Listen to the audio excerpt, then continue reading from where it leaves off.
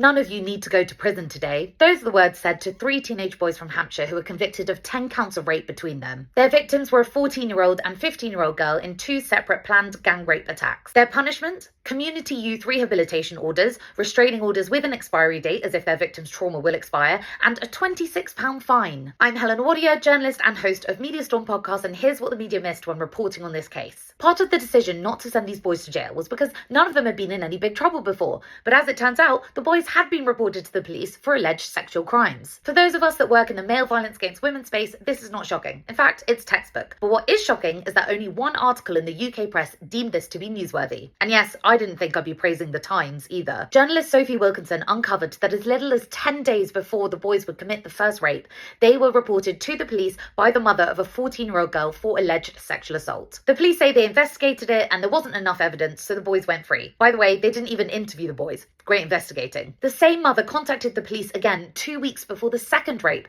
saying that one of the boys was showing controlling and abusive behaviour towards young girls. And there's more. They were reported for saying sexualised things to girls, for killing an animal, for damaging property, and for bullying children to buy alcohol for them from a local convenience store. All of this was reported to Hampshire Police, and none of it made it into the pre-sentencing report that the judge saw, because technically they didn't have criminal records. This is despite a police officer saying after one report that he was well aware of one of the boys. This is a complete failure of our policing and our justice systems, and a complete failure of the media. Why? Because no one starts with rape. Extreme sexual violence does not happen in a vacuum. There is always a pattern of control and abuse before. And journalists need to make the connection to expose the controlling histories of violent boys and men. You can hear more about this on our latest episode of Media Storm's Newswatch, out now.